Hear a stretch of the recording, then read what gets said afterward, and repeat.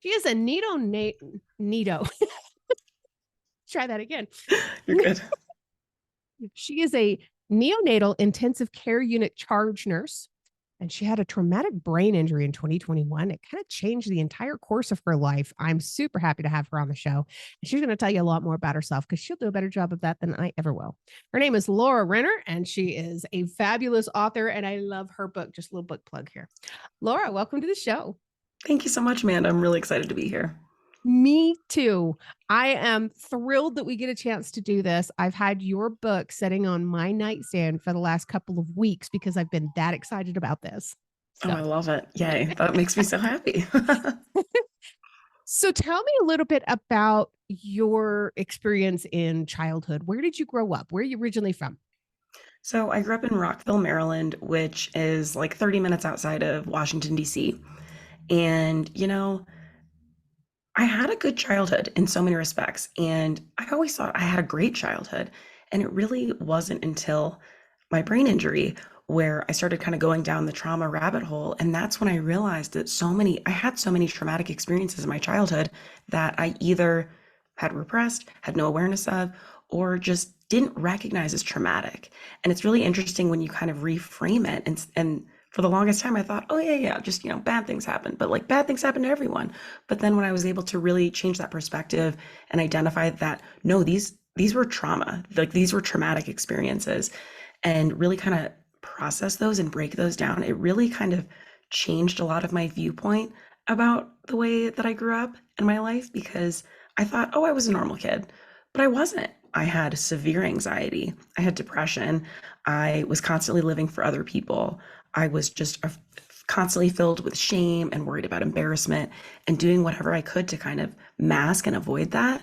And it's been really interesting, I'll say, to unpack all that and really kind of work through it and process. But overall, it's really helped me grow a lot as my adult self and also just really give a lot of compassion to my childhood self. And I'm so glad that you were able to do that. So many people would just take another bad experience as being exactly that, and they won't use it as a tool. You learned how to use your experience, your newest traumatic experience, as a tool to dig up all the old trauma and deal with it. Yeah, and it took a lot to get there, I'll say, because, starting in 2017, I had a lot of different bad things happen, but they just weren't enough to get me to that point. It literally took a smack to my head to completely shift that perspective and really allow me to see, like, whoa, hang on, like, there's more going on here. This isn't just a string of bad luck or whatever. This is something a lot deeper. And the more that I was able to delve deeper into those processes and learn a lot more, it was the most eye-opening thing for me in the best way. Yeah.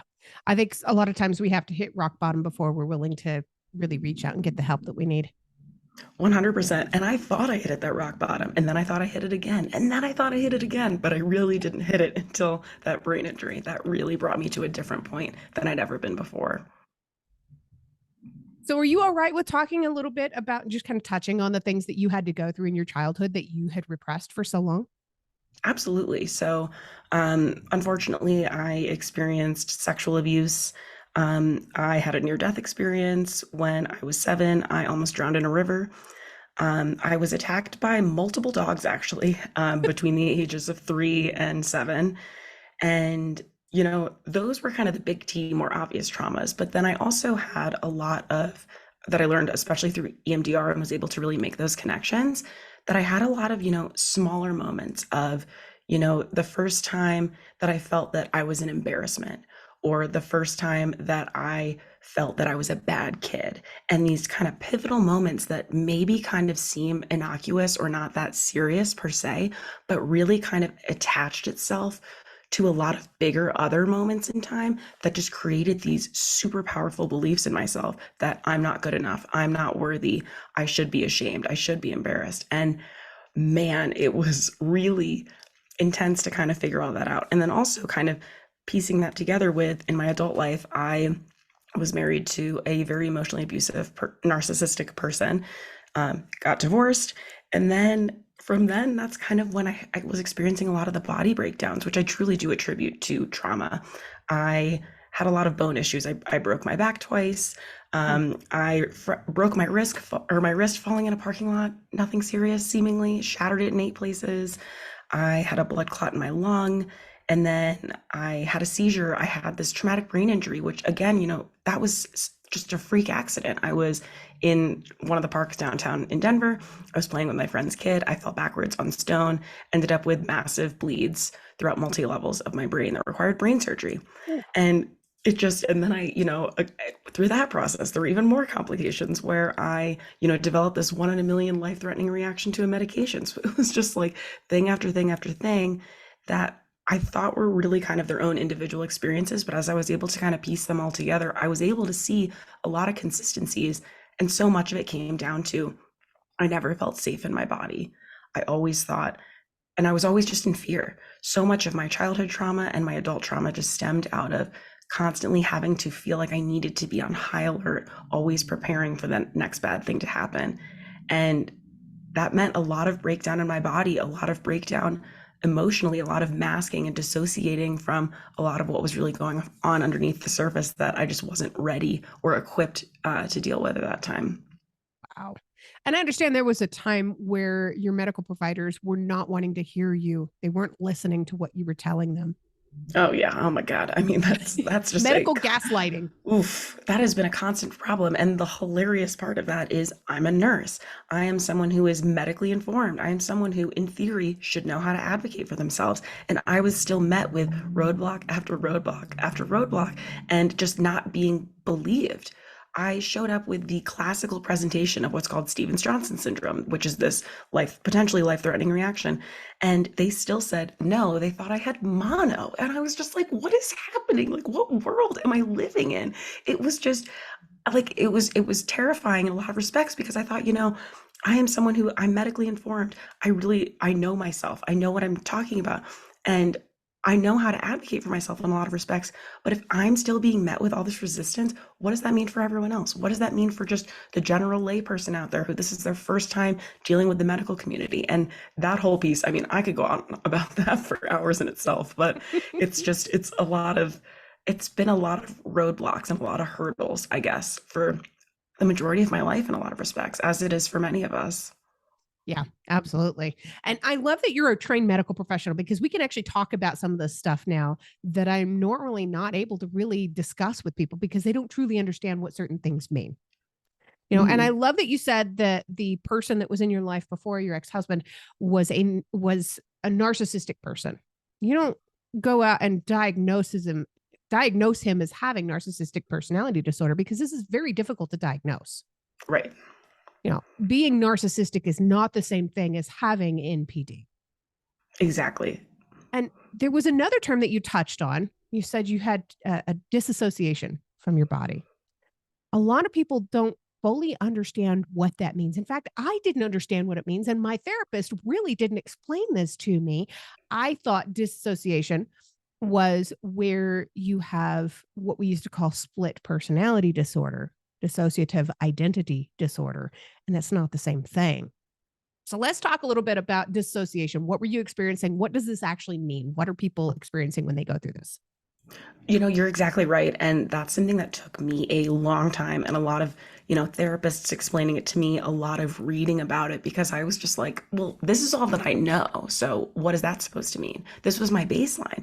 And my baseline looked like being very numb to emotions, having really no emotional awareness or emotional intelligence, literally not feeling pain, having a super high tolerance to pain, completely tuning out of my body, tuning out of my feelings. And that was basically my body's way of protecting me because a lot of the trauma that happened to me happened to my body. It was physical. And so my body basically, it's wise in a lot of respect. It's really smart that it learns how to adapt in a way where I'm able to completely tune it out, or I was at least able to completely tune it out and not feel. I mean, oh my gosh, I thought that I had managed my anxiety. I thought, oh, my childhood anxiety, like I've healed all that. I feel good. No, not at all. Instead, I was just completely out of touch with my body. I was just so removed from how to even feel. And for a lot of people, that might be really hard to connect to. But for people who have, complex trauma or dissociation, you can totally resonate with that because you just don't connect those dots in the same way. It feels like there's almost something in between that prevents you from being able to truly feel. And what that's really meant for me is it's required I mean, years now of very intentional somatic therapies. And so connecting to my body, connecting to my breath, connecting to my nervous system, and also just not letting the panic take over when I do feel something uncomfortable, because that would be my past. It would be, I would feel this extreme discomfort. I'd be like, oh, gotta disconnect, gotta get out of this. Let's start drinking. Let's go for a run. Let's do something. But now it's, learning to recognize that and sit with that and be okay with that discomfort and really being able to respect my body's responses instead of just tuning them out. Right. Right. And there's yet another thing that you touched on, self-medicating with alcohol or drugs. I understand this was a part of your past as well. Ooh, yeah, it was. I mean, that was how I got by. Like I think back to, even 2021, Laura, so not even that long ago, where I was a night shift NICU charge nurse. I worked, 4 nights a week, and I would sleep for maybe 4 hours between my shifts. And then after my last shift, I would sleep for 3 hours. I would go work out, do this heavy workout with my personal trainer. Then I'd eat dinner, and then I'd go to a spin class, and then I'd go meet up with my friends, and I'd get drunk and maybe do Coke or Adderall and stay out until 3 in the morning. And I'm just like, what? How did I function like this? But I did that for years. For years, that's how I was. I would just get obliterated drunk. And that was the only time that I could really get out of my head. And so that was why. That was my way of self-medicating. It was my way of escaping those intrusive thoughts and the shameful thoughts and the way I was critical and just hard on myself. That was the only time that I could just truly take a break and silence those thoughts. Did you find yourself that you were starting to get addicted to this lifestyle? Yeah, I mean, it was basically like I never drank or did drugs before work. I was very like disciplined and hardlined in that. That was an absolute no. But my days off, I mean, oh my God, if someone said brunch, I'd be like, hell yeah, I'd sleep for an hour. And then I would just drink for literally 14 hours. And just that was my norm. And it literally became my baseline where that was just like an expectation. Like, oh yeah, every day that I'm off, I'm just getting hammered all day. And it's really interesting because I don't think I would have stopped. I didn't really recognize that that wasn't a good thing. I mean, I knew on some level it wasn't great, but I was crushing it at work. I was making a lot of money. I was in great shape. I was like, oh, look, like I'm on paper, I've got it all. But had it not been for the brain injury and the forced hard stop of that way of life, I don't know if I would have ever stopped. It would have taken something as intense and severe as a traumatic brain injury or something similar to get me to have stopped. Wow. I'm glad you stopped. Same. Thank you. What you're doing now is really, you're priceless. You know, I I won't appreciate that. I won't quote Family Guy, said that Lois was worthless. Because he didn't understand the difference. I understand the difference. You may have felt worthless in the past, but you never have been. And you're exactly right. I completely felt that way. And the person that I, portrayed on the outside to people was confident, successful, just doing great, like fun, just had a lot of great qualities. But on the inside, that wasn't me at all. Yeah. And when you weren't drinking and on the drugs, you were at work and you were a workaholic, you were a perfectionist, you poured yourself into that. Was that another distraction? Yeah, it was a trauma response completely. It was, I had a lot of perfectionist, needing to overachieve, needing to be the best tendencies that all stemmed out of childhood because I learned at a very early age that you're not recognized, you don't have value unless you are the best at something, unless you are crushing it in some capacity. You have to be good and you have to be better than people for you to be successful. And I learned success was everything. And I truly just took that in. So to me, if I wasn't, excelling at work and excelling in the gym and excelling as a party girl, I guess, I don't know. I guess I was like, if I wasn't doing all those things, then I had no value and I wasn't bringing anything to the table. So I did anything and everything and went above and beyond in every way possible to do that. And it really was just a result of my trauma and feeling inadequate and feeling low self-worth and feeling ashamed of who I really was. So, what helped you to be able to move on from all of this? What helped you to heal? What helped you to quit the drugs and alcohol? What helped you this much, other than the TBI, of course? Well, the TBI was really the catalyst that brought me down the trauma healing rabbit hole. So I just really just was delving deep into as many therapeutic strategies as I could find. So I've done a lot of different things. I like to experiment and see what works best for me, which I think truly is what most of us should do, especially if we're healing from trauma. It's definitely not a one size fits all approach, but Right. I did somatic therapy. I did, neurofeedback, EMDR, craniosacral therapy, hypnotherapy, rapid resolution therapy, acupuncture, meditation, a lot of nervous system regulation. I mean, I really attacked this, and I don't mean attack in a bad way, but just I really hit this in so many different or from so many different perspectives because I knew that this was complex. I knew there was a lot, and I knew that this was going to be really hard. And so I found a lot of different strategies that worked at different points throughout my healing journey to help me get here. And I'm still in a place where I'm still doing, biodynamic craniosacral therapy. That's been really helpful for me. I still do acupuncture. I still see my therapist. I'm also learning about different approaches and I'm potentially going down the rabbit hole of ketamine therapy. I'm really just still really open to the fact that while, of course, I've grown and I've healed and I've recovered in so many different ways, you know, 35 years of my life have been really traumatic. It's not just you do this one thing or you do this for a year and you're good, like you're done healing. It's like this is a forever journey. This is my forever path. I'm going to always have to be, proactive in healing and supporting my mental health, supporting my physical health, and just really constantly doing whatever I can to best support myself. So that's really kind of the way that I'm looking at this from here on out. I love that. So tell me a little bit about this book cover, because this book cover is so perfect. Thank you. It's so funny because I had this image and the book designer I was working with just wasn't getting it.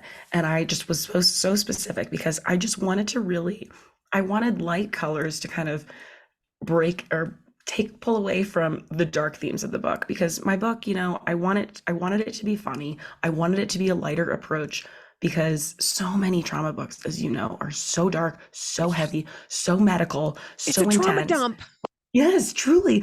And We you have need to enough take trauma. breaks We from don't it. need more. Right. And that's exactly right. And I was like, I can't do that. Like, that is not my personality. That is not me. So I wanted this to be as light and as funny and as readable of a story as it can be. And to me, so that's why I brought the lighter colors in. But I loved the thought of just like a dropped ice cream cone because that's just that feeling of just ugh, like not just not great, not a good day. You're feeling like, oh look, I got this ice cream cone. Life's great. Drop it, and you're just like, and now we're here. And that was that feeling that I really wanted to elicit to kind of show just kind of a little snippet maybe of just kind of what the character of my book was going to be like. It really is perfect. It matches beautifully. I Thank have you. thoroughly enjoyed reading your book. There's been several times where it's been like, hey, Kyle, my husband's name is Kyle. Hey, Kyle, listen to this part and I'll read him a little bit. And he's like, oh, and he gets it.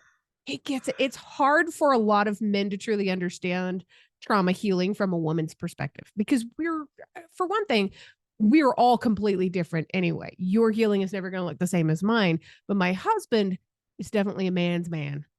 He's a dude, Yep. but he gets it. I think anybody can really get a lot out of your book.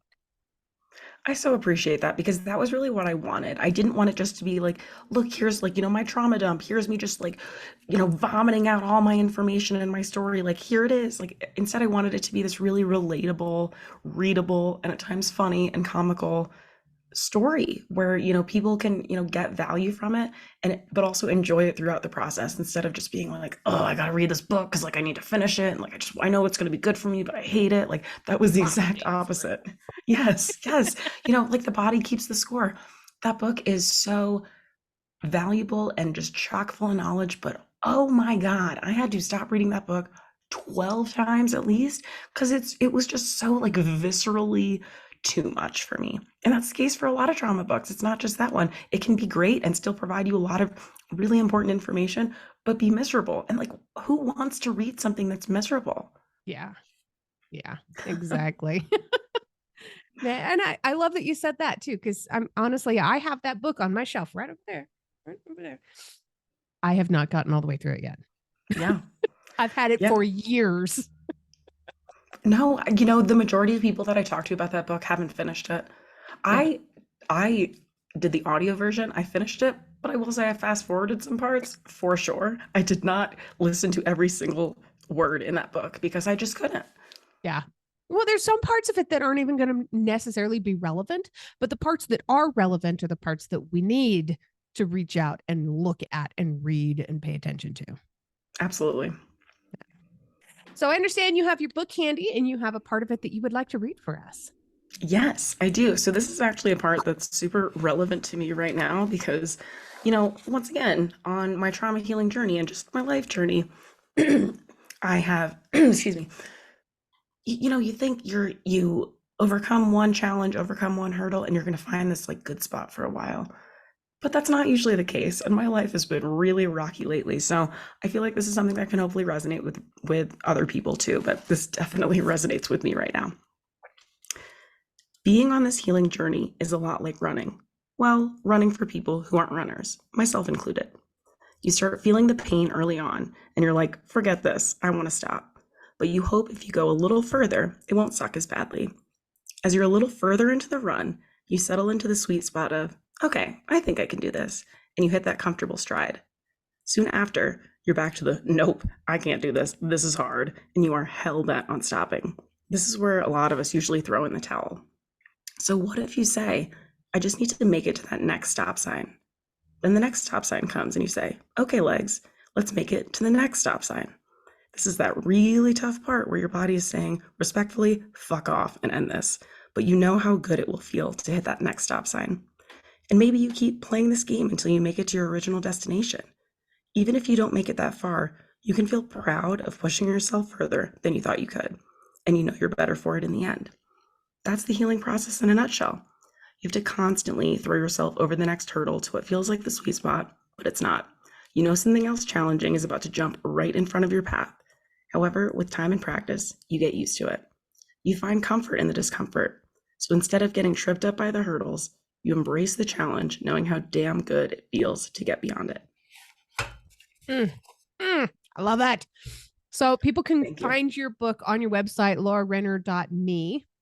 That's LAURARENNER.me. And I will have all this in the show notes too. So people can click on that link. They can find your book. They can support you. They can learn more about your journey. Oh my gosh. What you do is just so cool. And I know I just met you, but I love you. I think you're just amazing. Thank you. You're the best. I so appreciate it. This has been such a pleasure. I've thoroughly enjoyed this. Thank you so much, Amanda. Absolutely. I've got one last question I always ask. That's my favorite question because the answer depends on how you're feeling today. What is one thing that you truly love about yourself that's not related to your physical appearance? I love my resilience because even when I feel like I have been, backed into a corner and there's no way out and the panic sets in and the anxiety and just, the feeling like there's just no way I can get through this. I always do. I always find a way. And even when I feel like I'm at my weakest, I always am able to somehow find that strength to keep going.